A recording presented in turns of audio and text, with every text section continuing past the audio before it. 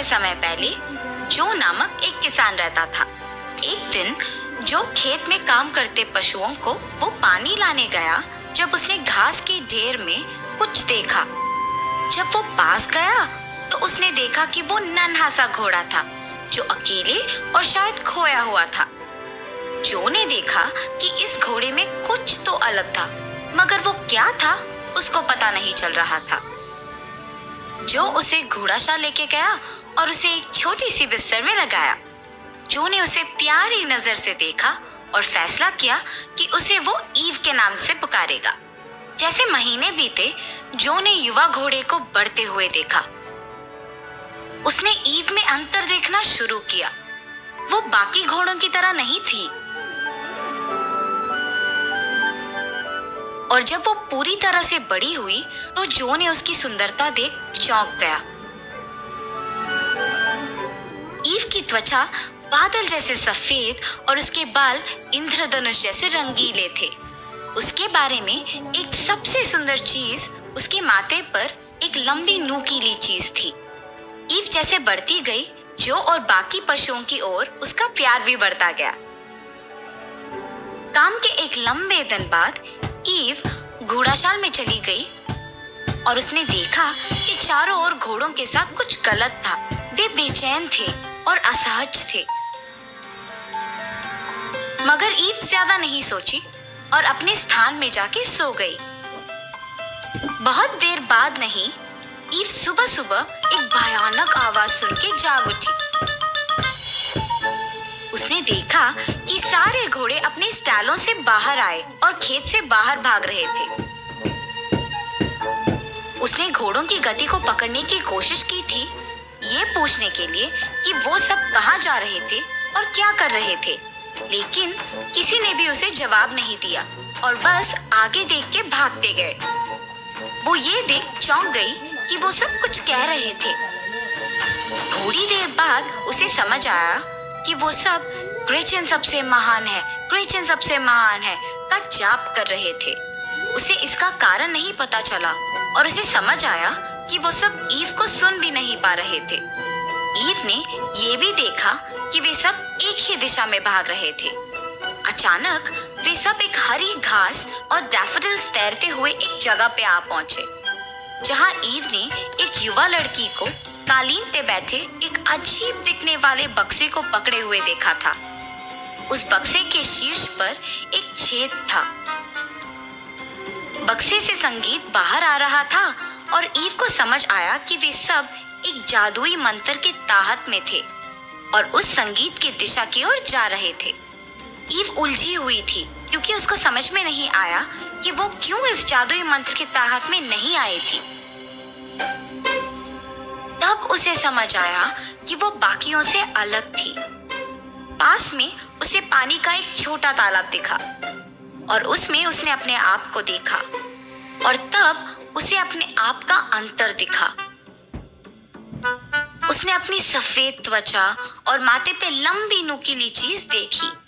उसने फैसला किया कि वो अपने दोस्तों को बचाएगी, भले ही वो उससे अलग ही क्यों ना हो। उसने उस लड़की के जाने का इंतजार किया और किसी को बक्से के पास जाने नहीं दिया। मगर वो लड़की जा नहीं रही थी क्योंकि वो सारे घोड़ों को लेके जाना चाहती थी, ईव को भी। ईव धीरे से उस लड़की की ओर बढ़ी और अपनी लंबी नुकीली चीज से लड़की के हाथ में बक्से को ठोक दिया।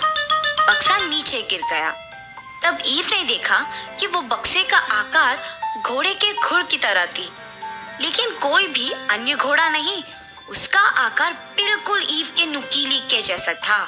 इसलिए उसने अपना पैर उठाया और अपना खुर उस बक्से में डाला और अचानक वो संगीत बंद हो गया।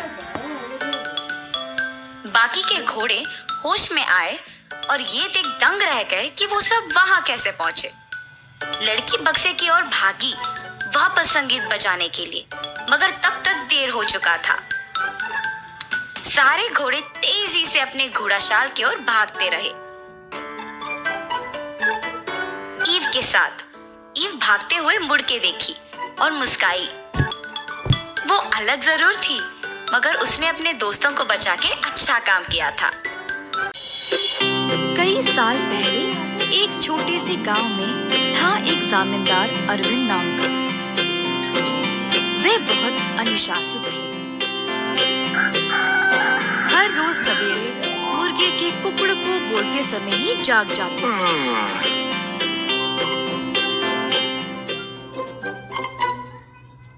फिर अपने नौकरों को जगा के उन्हें काम पे भेजते थे। चंद्रा और सूरी नामक दो मुलाजिम जमींदार के लिए काम पे नए नए आए हुए थे, परंतु वे दोनों काफी आलसी थे और सवेरे उठ के खेत में जाना उनके लिए बहुत कठिन लग रहा था। दोनों एक कुएं के पास सोते थे। एक दिन चंद्रा ने सूरी से कहा, हाय रे, हर रोज सवेरे जाग के जाना बहुत ही कठिन काम है ना। सूरी को भी ऐसा ही लगा। हाँ चंद्रा, परंतु हम करे तो क्या करे, मुर्गे के कुकड़कू से ही जमींदार जी जाग जाते हैं। अरविंद जी ने इन दोनों का व्यवहार ध्यान से और चुपचाप से जांचा। आखिरकार उन्होंने एक दिन उन दोनों को सबक सिखाना चाहा। एक दिन जब दोनों सो रहे थे, कुएं के अंदर से आवाज आई, सूरी, कितनी देर और सोओगे? उठो और काम पे निकलो। सूरी को नींद में ही आवाज सुनाई दी और वो अचानक से जाग गया। बाजू देखा तो चंद्रा आराम से सो रहा है। सूरी को समझ नहीं आया कि ये आवाज कहाँ से आई। बुरा सपना मान के वो फिर से सो गया। अगले दिन की बात है और दोनों उसी कुएं के पास सोए थे। इस बार कुएं वाली आवाज चंद्रा को सुनाई दी। वो भी अचानक से जाग गया। आसपास देखा तो सूरी आराम से सोया था।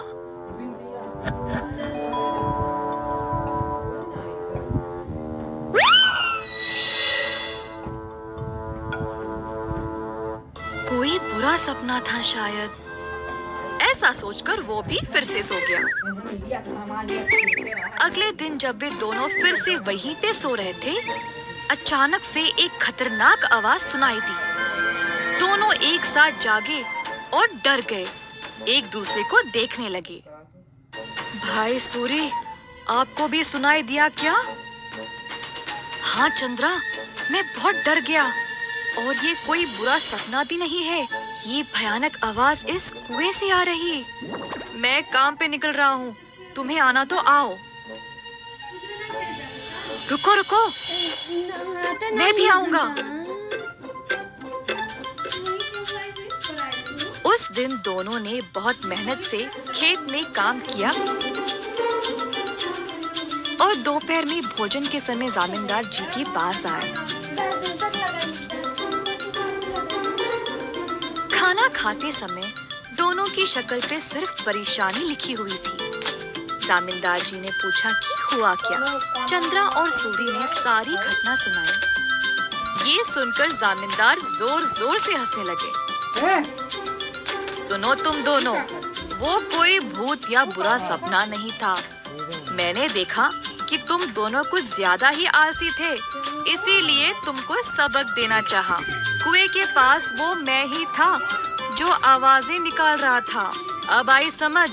अब से ये सुस्ती छोड़ो और ठीक से काम करो। उस दिन से सूरी और चंद्रा ने अपनी आलस्य छोड़ा और खेत पर पूरी मेहनत से काम किया। बहुत साल पहले था एक गांव अरमूर नामक। यहाँ पर रहता था एक बुजुर्ग आदमी जैया अपनी पोती शिरीषा के साथ।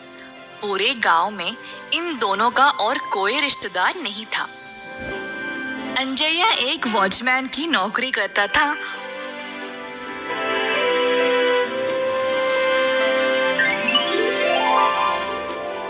और अपनी कमाई से शिरीषा की पढ़ाई का ख्याल रखता था। अंजैया अपनी पोती शिरीषा से बहुत प्यार करता था और कभी भी उस पे कोई आंच नहीं आने देता। इसी तरह कई दिन बीत गए वक्त आ ही गया जब अंजया बहुत ही बूढ़ा हो चुका, जिसके कारण वह ठीक से काम नहीं कर पा रहा था। कभी कभी तो ड्यूटी के समय उसको नींद भी आ जाया करती थी। जब घर का मालिक वहां आता था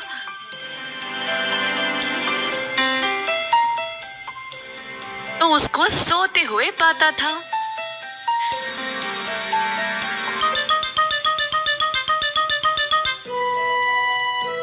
जो भी उस घर पर आते थे उनको गाड़ी का हॉर्न कई बार बजाना पड़ता था अंजया को जगाने के लिए, ताकि वो उठकर गेट खोल दे।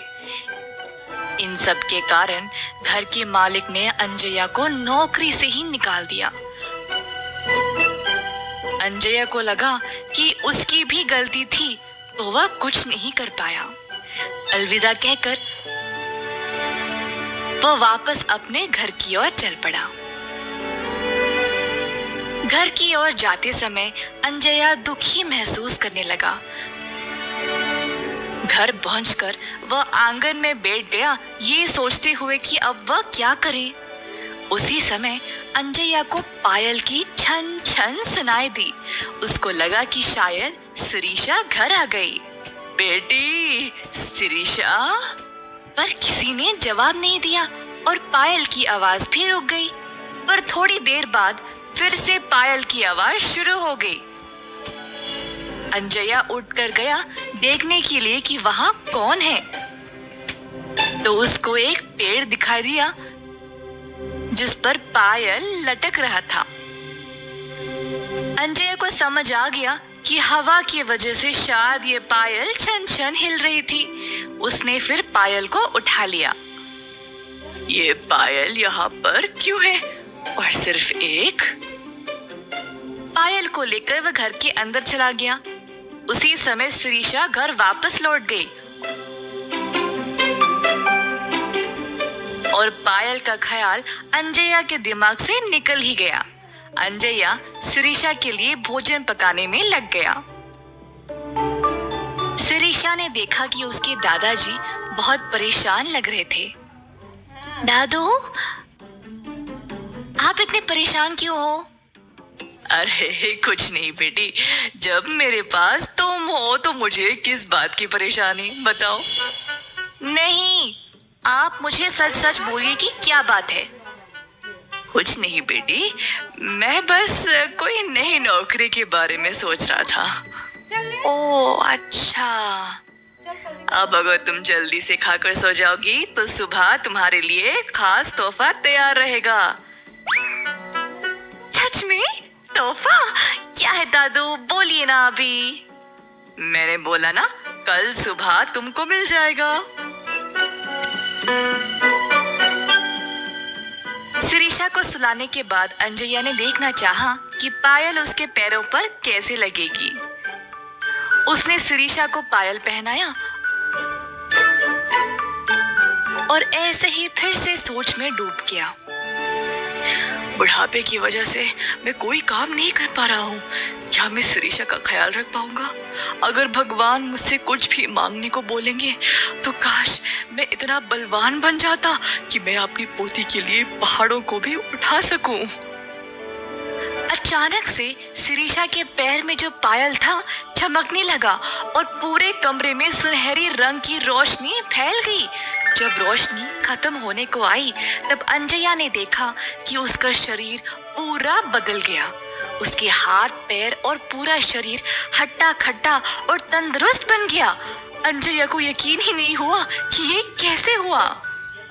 इस पायल में से जो रोशनी आई उसी की वजह से मैं ऐसा बन गया हूँ। नहीं तो इस उम्र में मेरा इतना मजबूत शरीर हो ही नहीं सकता। मैं आराम से बैठ और खड़े हो पा रहा हूँ। ऐसा लग रहा है कि अब मैं कुछ भी कर सकता हूँ। ये सब इस जादुई पायल की वजह से है। पर अगर शिरीषा मुझे पूछेगी मेरे शरीर के बारे में तो मैं उसे क्या जवाब दूंगा? अंजया ने बहुत देर तक सोचा और फिर सो गया। अगले दिन जब शिरीषा अपनी नींद से जागी तो उसने देखा कि घर पर सारी चीजें अच्छे से सजा दी गई थी और खाने की बड़ी अच्छी सुगंध आ रही थी। शिरीषा घर से बाहर निकली तो उसने देखा कि उसके दादू एक जवान आदमी की तरह लग रहे थे, जिसको सर पर सफेद बाल और सफेद दाढ़ी थी। दादू, यही मेरा तोहफा है क्या? शिरीषा दौड़ते हुए दादू के पास गई और उनको कस के गले से लगा लिया।